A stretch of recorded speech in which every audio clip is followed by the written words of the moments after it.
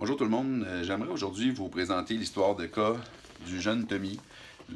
Ça, c'est rapport de scan que je vous expliquerai tout à l'heure pourquoi je vous montre ça. Puis en fait, que j'ai le droit d'ailleurs de vous montrer. On m'a donné l'autorisation. Donc, quand je vous parle de l'impact du stress sur la santé, puis sur le cancer, je vous démontre des cas spectaculaires où ce que les gens, les masses ont littéralement disparu. Aujourd'hui, j'aimerais ça vous présenter le cas d'un jeune qui aujourd'hui malheureusement est décédé. Donc, on dit souvent les lois biologiques, c'est pas une baguette magique. Puis lorsqu'elles n'aident pas les gens à guérir, du moins ça l'aide à donner du temps plus de qualité, et aussi ça l'aide les gens à mieux mourir, ce qui est loin d'être négligeable. Alors, lorsque Tommy est venu me voir pour la première fois, il avait été diagnostiqué d'une tumeur cérébrale, donc un cancer au niveau du cerveau, qu'on appelle un astrocytome. Donc, c'était le type de cancer qu'il avait, un cancer des cellules astrocytes.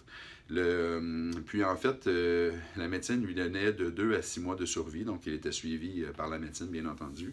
Puis, ce qu'ils avaient diagnostiqué à l'origine, c'est une tumeur cérébrale dont la plus grande partie mesurait environ 7 cm. Donc, juste pour vous donner une idée, c'est à peu près cette dimension-là pour que vous compreniez l'impact que ça peut représenter là, comme tumeur au niveau du cerveau. Donc, la médecine à cette époque-là, on fait une chirurgie réductive pour enlever la masse, diminuer la masse, avec des séquelles qu'il y a eu au niveau de la motricité puis au niveau du parler. Puis, quand ils ont constaté la progression qui se produisait, ben, c'est à ce moment-là qu'ils lui ont donné seulement de 2 à 6 mois de survie. Donc, quand il vient me voir, je n'avais jamais entendu parler de loi biologique, il vient me voir avec ce diagnostic-là, ce pronostic-là.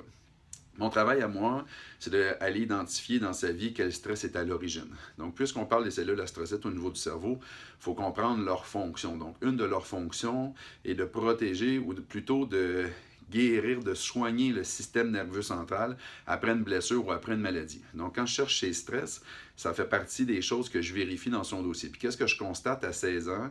Je constate qu'il a été impliqué, en fait, il a été accusé de complot de voies de fait grave avec homicide involontaire.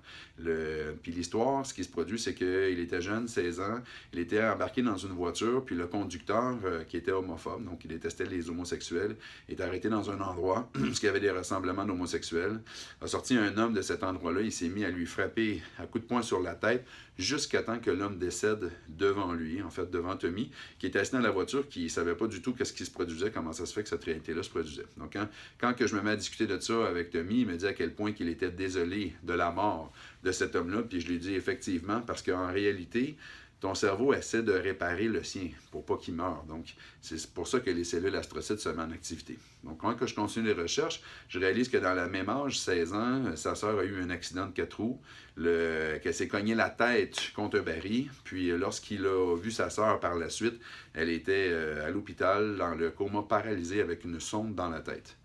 Toujours en poursuivant l'étude du dossier, toujours à 16 ans, un ami vient chez lui, puis il a eu un accident, il se fait écraser la tête par un autobus. Donc vous imaginez les traumatismes au niveau au niveau du système nerveux central, où ce que lui, il aurait voulu que ces gens-là puissent se guérir de ça. C'est ce qui a fait déclencher cette problématique-là. Donc, quand je vois Tommy, on commence à faire une reprogrammation. Par la suite, il passe un scan une semaine après, en fait, notre première reprogrammation. Et pour la première fois dans son histoire, la masse était stable. Donc, on continue à faire le travail, étudier le dossier, être sûr qu'il intègre toute l'information. Et quand il arrive à l'autre examen, les médecins lui disent que la masse a réduit de 60 à 70 %. Et à l'intérieur de 4 examens, la masse a disparu complètement. Donc, les lois biologiques ont été un outil parallèle, bien entendu, au traitement qu'il avait en médecine conventionnelle. Puis, je vous disais qu'il est décédé, en fait, quelques années plus tard. Il a fait une rechute et malheureusement, il est décédé de cette rechute-là. Alors, je vous donne ces exemples-là parce que je veux que vous soyez conscients de ce qu'on peut faire avec l'impact du stress avec les lois biologiques. Si des fois ça vous intéresse, je vous rappelle que tout ce que je vous explique est seulement à titre de réflexion, donc ça ne peut pas remplacer un traitement ou un suivi médical, bien entendu.